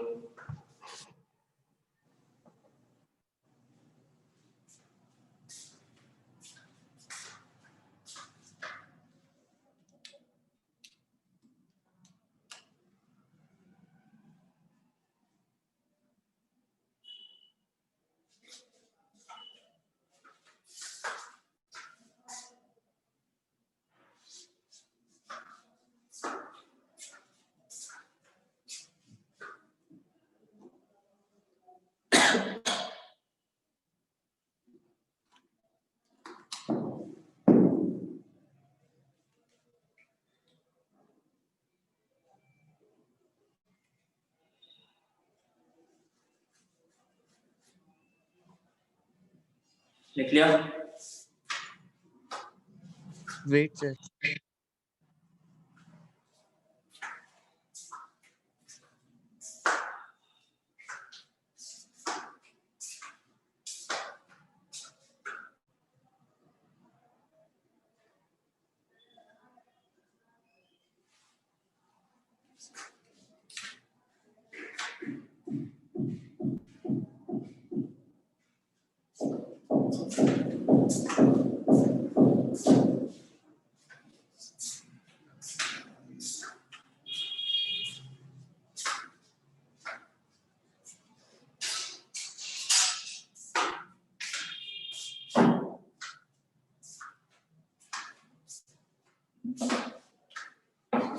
Done sir. डन। चलो और करते हैं।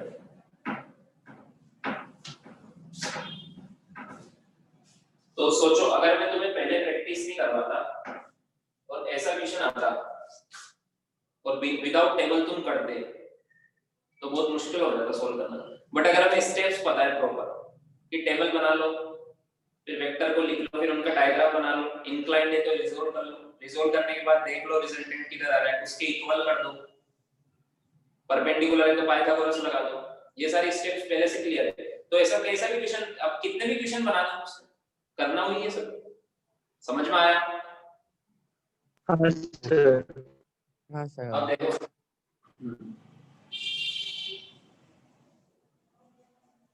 एक और टाइप ऑफ क्वेश्चन आता है, जैसे मान लो ये ओशियन है, अब इसको हम ऊपर से देख रहे हैं, सी ए टॉप से देख रहे हैं, तो इसमें शिप चलते हुए दिख रहे हैं, ठीक है? तो एक जो शिप है वो इधर जा रहा है 10 किलोमीटर पर आवर से ईस्ट में। इसी इंस्टेंट पर जब ये शिप यहां पर है, ठीक है, इसी इंस्टेंट पर एक दूसरा शिप है, वो इसकी तरफ आ रहा है। सर थोड़ा बड़ा लिखो ना, क्योंकि जगह नहीं होगी ना यहाँ पे, सोल्व करने में बड़ा हो जाएगा ना, और बड़ा लिखो। सर वो यूनिट को बड़ा लिखो। 10 किलोमीटर पर आवर ये शिप इधर जा रहा है, ठीक है? और इतनी स्पीड से 10 किलोमीटर पर आवर से ये शिप इधर आ रहा है इस इंस्टेंट पर, और इनके बीच का गैप है 100 मीटर। कितना है अभी ये डिस्टेंस कितनी है? 100 मीटर। आपसे पूछा है पॉइंट मिनिमम डिस्टेंस, ये मान लेते हैं बी है शिप और ये है A, between ship A and ship B.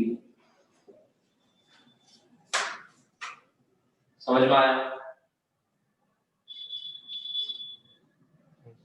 ये क्वेश्चन? अब कैसे करना है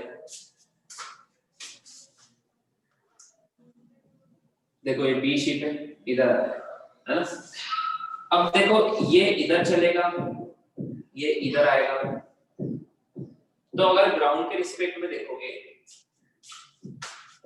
तो क्या सिचुएशन बनेगी? थोड़ी देर बाद ये वाला शिप यहाँ आ जाएगा और ये वाला शिप यहाँ आ जाएगा, तो इनके बीच की डिस्टेंस थोड़ी कम हो जाएगी, यस सर। है ना? Yes sir. फिर थोड़ी देर बाद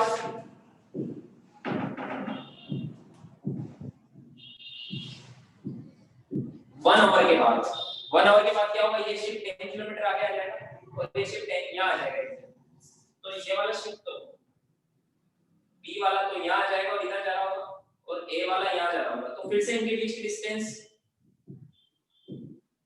उतनी हो जाएगी। चलो इसको डिस्टेंस को मैं 10 किलोमीटर ले लेता हूँ, क्या ले लेता हूँ? तो फिर से इनके बीच की डिस्टेंस कितनी हो जाएगी? 10 किलोमीटर। 10 किलोमीटर। समझ में आया क्या? Yes sir. Yes sir. तो मतलब बीच में कहीं पर ये दोनों पास में थे, फिर से बट डिस्टेंस बढ़ गई ना इनकी, तो वो बीच वाली डिस्टेंस जहां पर ये मिनिमम डिस्टेंस पर थे एक दूसरे के, वो हमें बताना है। तो अब वो रिलेटिव से सोल्व करने में टफ है, ये डिस्टेंस ये मिनिमम है, ये कैसे बताएंगे? रिलेटिव से सोल्व करना है, सॉरी रेक्टिलिनियर ग्राउंड के फ्रेम के रिस्पेक्ट में सोल्व करना मींस रेक्टिलिनियर मोशन लगा के, ग्राउंड फ्रेम में तो रेक्टिलिनियर मोशन लगा के दोनों पर, ये टफ हो जाएगा, नहीं हो पाएगा। बट रिलेटिव से बहुत इजी है, रिलेटिव से बहुत इजी है। रिलेटिव में क्या करना है? किसी भी एक के रिस्पेक्ट में दूसरे को देखो, तो वो खुद तो रेस्ट पर हो जाएगा। हाँ सर। अगर मैं ए के रिस्पेक्ट में बी को देखूंगा तो ए तो रेस्ट पर हो जाएगा, तो मैं डायग्राम बनाता हूँ। कौन सी फ्रेम में? ए की फ्रेम में। देखो ए के रिस्पेक्ट में बी को देखूंगा तो बी बी ये बनेगा, बी बी ये क्या बनेगा? बी बी माइनस बी ए, है ना? Yes sir. तो बी बी कितना है? बी बी है माइनस 10 जे के, और बी ए कितना है? बी है 10 आई के। तो अगर मैं बी पर बैठकर ए को दिखूंगा तो बी की वेलोसिटी ये दिखेगी माइनस 10 जे के माइनस 10 आई के। इसको ऐसे भी बना सकते हैं, देखो कैसे। अब ये डायग्राम में ए फ्रेम में बना रहा हूं, मैं इस ए वाले शिप पर बैठ के बी को देख रहा हूं, मतलब तो ए वाला शिप तो रेस्ट पर आ जाएगा, आएगा कि नहीं आएगा? यस तो ये रेस्ट पर आएगा, तो इसकी वेलोसिटी इसमें हमें अपोजिट डायरेक्शन, इसके अपोजिट डायरेक्शन में रीड करनी पड़ेगी। बताया था ना एक और तरीका ये भी होता है। Yes sir. इसकी तो 0 हो गई, तो इसकी जो 10 है वो इसमें इसके अपोजिट रीड करनी पड़ेगी। तो बी इसको किधर जाता है रीडिंग का? जो बी शिप है उसकी खुद की ग्राउंड के रिस्पेक्ट में तो ये है सिर्फ 10 किलोमीटर पर आवर। एक ए फ्रेम में देखेंगे तो इसकी जो 10 इधर थी वो इसकी इधर ऐड हो जाएगी।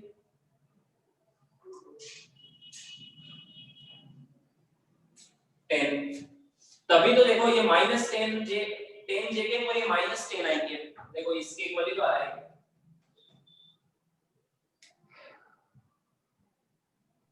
Yes sir.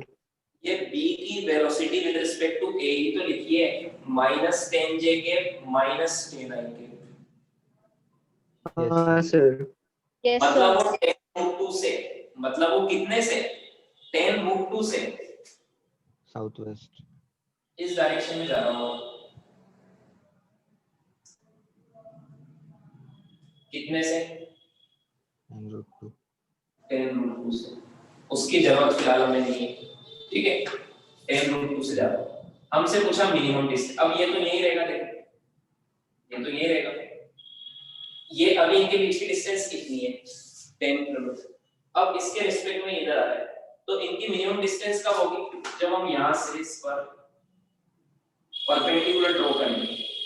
तो ये अभी इतनी डिस्टेंस थी, यहां पर इतनी रहेगी, ये मिनिमम है। इसके बाद फिर बढ़ने लगेगी डिस्टेंस, और फिर जब ये यहां आ जाएगा तब फिर से उतनी डिस्टेंस हो जाएगी। समझ में आया? Yes yes sir. हाँ यस सर। क्या बोल रहे हो? वॉइस कट गई। करो ना। हाँ रिपीट करता हूँ। देखो खुद को ऐसे फील करो कि मैं ए में बैठा हूँ, ग्राउंड में मत जाओ बार बार, नहीं तो समझ में नहीं आएगा। ये कौन सी डायग्राम में बनाया है? ए में बनाया है। तो अब ए के रिस्पेक्ट में ये इधर आ रहा है, तो आप तो यही हो ना, तुम तो यही हो, और ये ऐसे आ रहा है, तो धीरे धीरे पास ही आ रहा है। बट ये यहाँ से निकल जाएगा इसके पास, इसके एग्जैक्ट यहाँ से नहीं निकलेगा, यहाँ से निकल जाएगा थोड़ी देर में। समझ में आया? हाँ। तो बीच में एक जगह ऐसी है कि जहां पर ये बहुत पास हो जाएगा, वो जगह है यहाँ पर, जब ये शिप यहाँ हो तब ये डिस्टेंस देखो ये कम है। यस समझ में आया? यस अब तो आ गया। अरे किसी भी दो चीजों के बीच की डिस्टेंस, उनके बीच की शॉर्टेस्ट डिस्टेंस होती है। पहले यहाँ था डिस्टेंस, अब यहाँ आ गया तो ये डिस्टेंस। यस हाँ सर। सर यानी तो ये हाइपोटेन्यूज के सेंटर पे होगा क्या? क्या क्या? हाइपोटेन्यूज के सेंटर पे? हाँ हमेशा हो ऐसा जरूरी नहीं, क्योंकि यहाँ पर ये 45 डिग्री पर है, इसलिए ये परपेंडिकुलर इसके एकदम बीच में आएगा। बट हमें ये थोड़ा निकालना है, हमें तो ये निकालना है, ये डिस्टेंस निकालनी है। अब देखो ये 45 तो ये 45, ये 90 तो ये भी 45। यस सर 45 डिग्री पे जा रहा है ना, ये 10 और 10 है तो।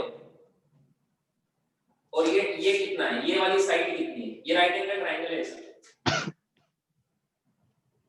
ये 10 है, ये 45 डिग्री है, तो ये साइड होगी 10 cos 45। ये शिप ऐसे इधर जा रहा है,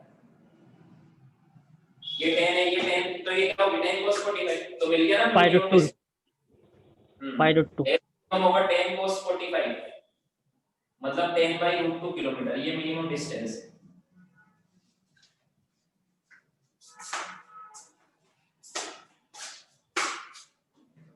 समझ में आ गया? Yes sir yes sir.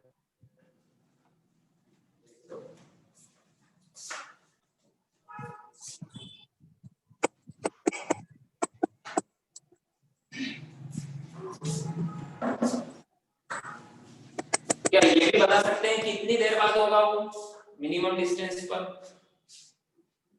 हाँ बता सकते हैं सर, डिस्टेंस अपॉन टाइम लगा के, स्पीड तो गिवन है। हाँ ये देखो, ये उसके लिए यहाँ से यहाँ तक कितनी देर में चला होगा, रुक जाओ, यहाँ से यहाँ ये कितनी देर में चला होगा वो निकालना पड़ेगा। यहाँ से यहाँ, तो यहाँ से यहाँ डिस्टेंस कितनी है, जितनी ये है उतनी है होगी रूट 2 से।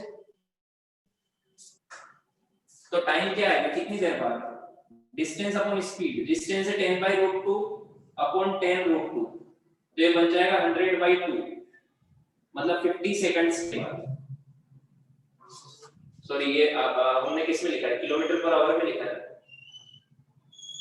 यूनिट वगैरह तुम देख लेना, ये किलोमीटर पर आवर में लिखा हुआ, ठीक है। सो वो आवर्स में आएगा, समझ में आया?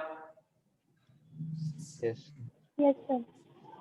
10/2 तो किलोमीटर में डिस्टेंस है, ये किलोमीटर में अपॉन 10√2। हाँ तो 10 से 10 तो कैंसिल हो जाएगा, 10 से 10 तो कैंसिल हो जाएगा ना, तो ये आएगा 1 और ये है किलोमीटर पर आवर में, तो किलोमीटर से किलोमीटर भी कैंसिल हो जाएगा, तो आंसर आएगा 1/2 आवर। 1/2 आवर में यहाँ पर आ जाएगा। क्या किया हमने ये साइड निकाली, जितनी है उतनी है होगी 10 sin 45, और स्पीड इसकी 10√2 है, तो डिस्टेंस अपॉन स्पीड कर दिया तो टाइम आ जाएगा। सर हम लोग ऐसे बी के रिस्पेक्ट से देखे तो ए रेस्ट पे आ जाएगा, सॉरी ए के रिस्पेक्ट से देखे तो बी रेस्ट में आ जाएगा, तो ए का भी निकाल सकते हैं क्या कंपोनेंट, नहीं ना? ए के रिस्पेक्ट में बी देख रहे हो, बी के रिस्पेक्ट में ए, बी के रिस्पेक्ट में देख रहे हो तो बी को रेस्ट पर आ जाएगा, किसी के भी रिस्पेक्ट में कर सकते हो।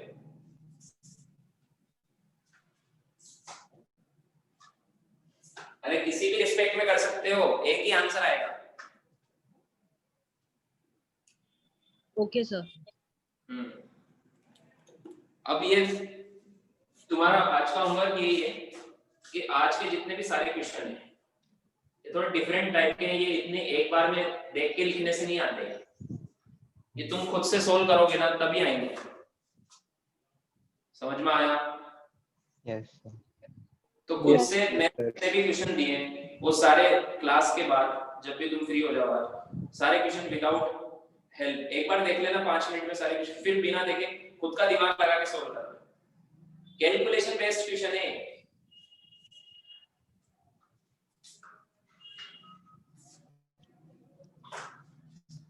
और थोड़ा सा इमेजिनेशन भी लगाना होता है, जैसे इस क्वेश्चन में लगा है कि मैं ए पर बैठा हूं, अब आप सोच रहे हो मैं बैठा तो ए पर हूं और सोच रहे हो ग्राउंड से देख रहे हो,